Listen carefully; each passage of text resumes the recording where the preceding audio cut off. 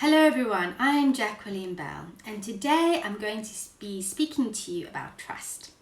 Now, trust is so fragile and it can take such a long time to build. Placing your trust in someone means on some level that you respect them. You take on board what they say to you. You are giving your trust to this person.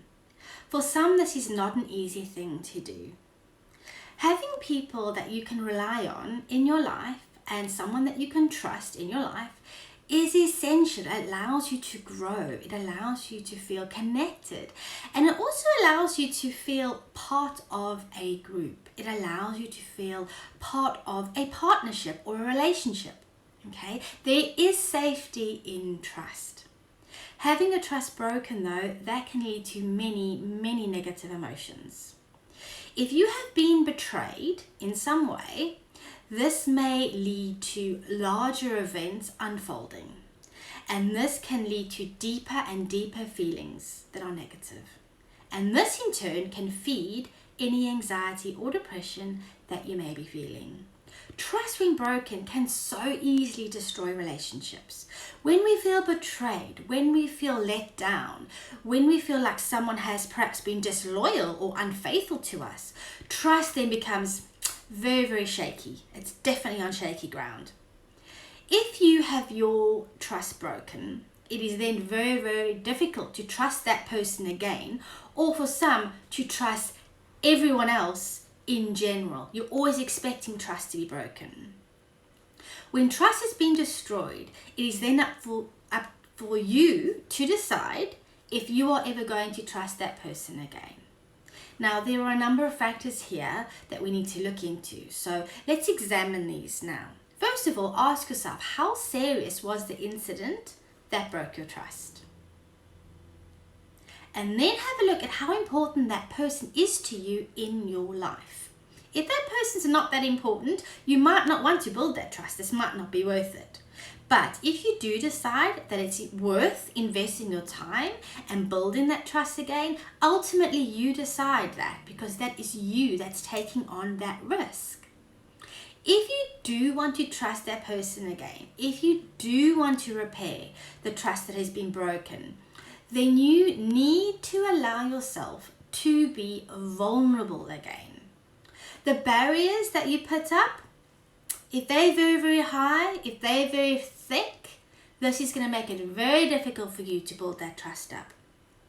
So you need to gradually allow yourself to lower the wall and allow yourself to be open again. Allow yourself to be open to that person specifically, little by little. Now, there is something that I use, it's called the trust jar, and I use this a lot in therapy. Every time a person does something that is small, every time that person does something that is meaningful, place one of the marbles in the trust jar. And this will allow you to mentally tally up if the good that that person is trying to do, that they're trying to build the relationship up, they're trying to build the trust up, is recognized. Remember, it is a two-way street though. Okay, what they are doing to actively build the trust back up, you also need to give back to. Often it's not in the big gestures. This can also be seen in the little gestures. So little gestures are actually really important. If you make the conscious decision to work on trusting that person again, you need to give them the benefit of the doubt at times. And this can be very hard for you, especially if it's a relationship that you are trying to repair and rebuild where the trust was destroyed before. Now, you can help yourself and you can help the relationship by doing one thing, and that is by expressing your feelings. If you can express your feelings to this person, and you know that your feelings won't be dismissed, and you know that they will listen to you when you talk, then you know that you are slowly repairing that trust connection. It's a risk, yes. You are allowing yourself to be vulnerable, yes. But this is a joint effort, so we need to have it jointly be rewarding. Place another marble in that trust jar. The connection is actually about coming together. Trust the connection as it is being repaired, little by little, over time. Another point to remember is that, like I said before, trust does work both ways. So you need not only give your trust, but you need to receive the trust as well. And it's the same with respect too. You need to make sure it's a two-way connection.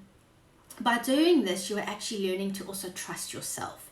You're learning to trust your own judgment. If you do say something, make sure you mean it. Make sure that you stick to it. Just as you would want that person to do to you, do the same. So I'd like you to really think a minute now and try out this technique if you are struggling with trust with someone. Try and build the trust up with that person. You can do this by my example of the trust jar. Try and build that connection. Every time they do something that's good, every time they do something that's important, give them a marble, give them 2 marbles, give them 3 marbles even, especially if it's really important or really significant what they've done. And watch the jar slowly grow. Also, if they do something that's, perhaps not ideal, you do need to take a marble back out. And you can use this method again and again and again to gain your own clarity if that person is worthy of your trust.